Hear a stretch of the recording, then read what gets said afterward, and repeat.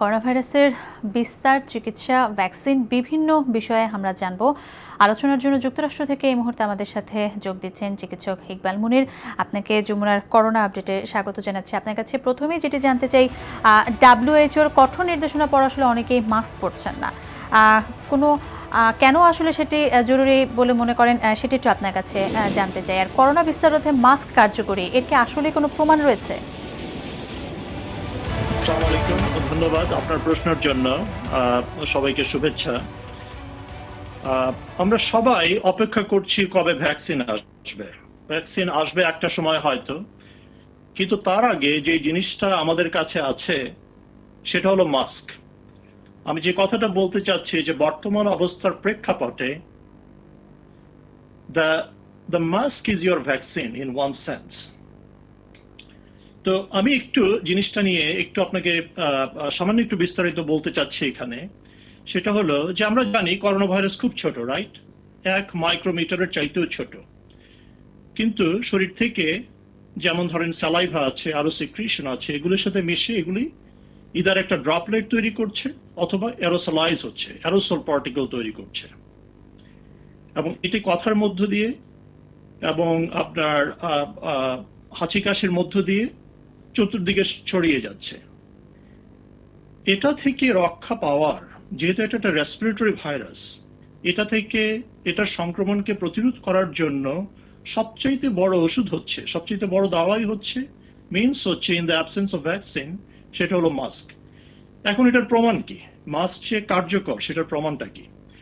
এই কথাটা খুব গুরুত্বপূর্ণ, মনোযোগ দিয়ে শুনবেন আপনারা। ইটালিতে যখন এপ্রিলের শেষের দিকে অনেক কেস, এপ্রিলের প্রথম দিকে অনেক কেস বাড়তে থাকলো, নিউ ইয়র্কে কেস বাড়তে থাকলো, লকডাউন শুরু হয়েছে, ডিস্টেন্সিং করা হচ্ছে, কিন্তু হু হু করে কেস বাড়তে লাগলো। এরপরে WHO বলল যে মাস্ক পরতে হবে। মাস্ক পরার পর ইয়েস বেড়েছে, কিন্তু যেভাবে বাড়ার কথা ছিল সেইভাবে বাড়েনি। এবং বিজ্ঞানীরা এটা একটা অঙ্ক করে বের করেছেন যে মাস্ক যদি না পড়তো সেই সময় ইটালি এবং নিউ ইয়র্ক এবং অন্যান্য দেশের লোকেরা, তাহলে ইটালি এবং নিউ ইয়র্কে 60,000 থেকে 80,000 বেশি কেস হতো।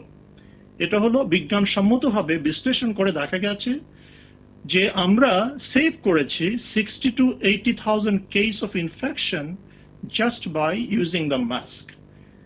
কাজেই ভ্যাকসিন আসার আগ পর্যন্ত এটি অত্যন্ত গুরুত্বপূর্ণ। এটা হলো রেসপিরেটরি ভাইরাস, এবং মাস্কটাকে দেখতে হবে আপনার ভ্যাকসিনের মতো। In the absence of vaccine that should be considered.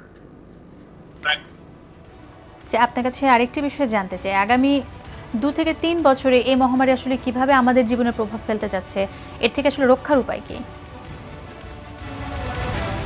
হ্যাঁ, এটা কেউ তো আসলে প্রেডিক্ট করতে পারে না সঠিকভাবে, কিন্তু আমরা বিজ্ঞানসম্মতভাবে চিন্তা করে কিছুটা ধারণা করতে পারি, এবং এটা অত্যন্ত গুরুত্বপূর্ণ একটা প্রশ্ন। প্রথম কথা হলো যে আমরা যে জীবনটা যাপন করছি এখন, এর সাথে আমাদেরকে অভ্যস্ত হয়ে যেতে হবে। এবং কেন এই কথাটা বলছি, এর থেকে বের হওয়ার উপায়টা কি আমি বিশ্লেষণ করছি। কিছু ঘটনা ঘটবে, অ্যাজ দ্য টাইম গোজ কিছু ঘটনা ঘটবে। যেমন একটা হচ্ছে যে আমাদের শরীরে অ্যান্টিবডি তৈরি হবে। আমরা যারা ইনফেক্টেড হচ্ছি, যারা মাইল্ড হোক সিভিয়ার হোক, এদের শরীরে অ্যান্টিবডি তৈরি হবে, এবং এটা কিছুটা রোগের প্রতিরোধ ক্ষমতা দেবে আমাদের শরীরে। কতদিন টিকবে এই অ্যান্টিবডিটা এটা আমরা জানি না, বাট অ্যান্টিবডি তৈরি হবে এবং কিছুদিন এই অ্যান্টিবডি লাস্ট করবে। সেটা পরীক্ষা করে বোঝা যাবে ইন দ্য ফিউচার যে কতদিন এটা টিকছে। সেকেন্ড হচ্ছে ভ্যাকসিন। ভ্যাকসিনের উপর কাজ হচ্ছে, এবং ভ্যাকসিন সেপ্টেম্বরে হোক অথবা আগামী বছরের প্রথম দিকে হোক ভ্যাকসিন আসবে।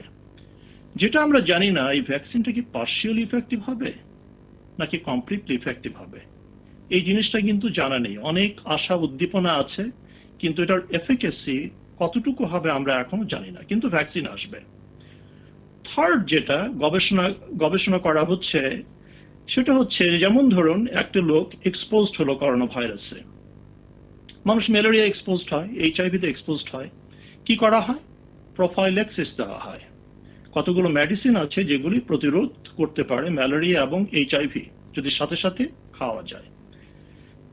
তেমনি ভাবে করোনা ভাইরাসের বেলায়ও এমন কিছু ওষুধ মার্কেটে আসতে হবে। আসলে একজন এক্সপোজড হওয়ার পরে ওনারা ওষুধটা খেয়ে নেবেন, তাতে করে ওনার ডিজিজ হওয়ার সম্ভাবনা কমে যাবে। কিন্তু এরকম কোনো ওষুধ কিন্তু এখনো বের হয়নি, এটা নিয়ে গবেষণা চলছে। জি, আপনি ভ্যাকসিনের কথা বলছিলেন, পরীক্ষামূলকভাবে আসলে প্রয়োগ করতে যাচ্ছে বাংলাদেশি প্রতিষ্ঠান গ্লোব বায়োটেক। আন্তর্জাতিক স্বীকৃতির জন্য আসলে তাদের আসলে কি করণীয় সেটি যদি একটু আপনি বলেন। আচ্ছা, ভ্যাকসিনের অনেকগুলো স্টেপ আছে।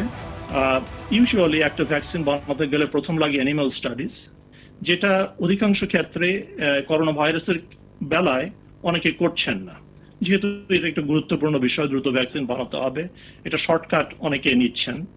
কিন্তু কতগুলো ট্রায়ালের ফেজ আছে, আমরা বলি এটাকে phase 1, phase 2, phase 3 trial, at least এই পর্যন্ত যেতে হবে।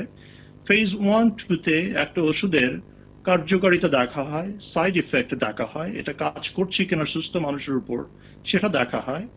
ফেজ 3-তে গিয়ে এটা অনেক লোকের উপর, হাজার হাজার লোকের উপর এই ভ্যাকসিনটা দেওয়া হয়, দিয়ে এফিকেসি দেখা হয় যে ভ্যাকসিনটা কাজ করছে কিনা। এরপর রেগুলেটরি বোর্ডে এটা জমা দিতে হয়। রেগুলেটরি বোর্ডে জমা দেওয়ার পরে কোম্পানিকে পারমিশন দেওয়া হয় two manufacture the vaccine massive scale, কারণ আমাদের তো মিলিয়ন মিলিয়ন ভ্যাকসিন লাগবে। তো ক্লিনিক্যাল ট্রায়াল যেগুলি আছে ফেজ 1, 2, 3, এগুলি শেষ করার পর অনেক রেগুলেটরি বিষয় আছে, তারা এগুলি পরীক্ষা করে দেখবেন, এবং তারপর ম্যাসিভ ভাবে অনেকগুলো ভ্যাকসিন বানানোর প্রয়োজন পড়বে, যেহেতু মিলিয়ন মিলিয়ন লোককে ভ্যাকসিন দিতে হবে। তো এটা একটা অনেকগুলো স্টেপ ফলো করতে হবে। জি, ধন্যবাদ আপনাকে আমাদের সাথে এই মুহূর্তে যোগ দেওয়ার জন্য।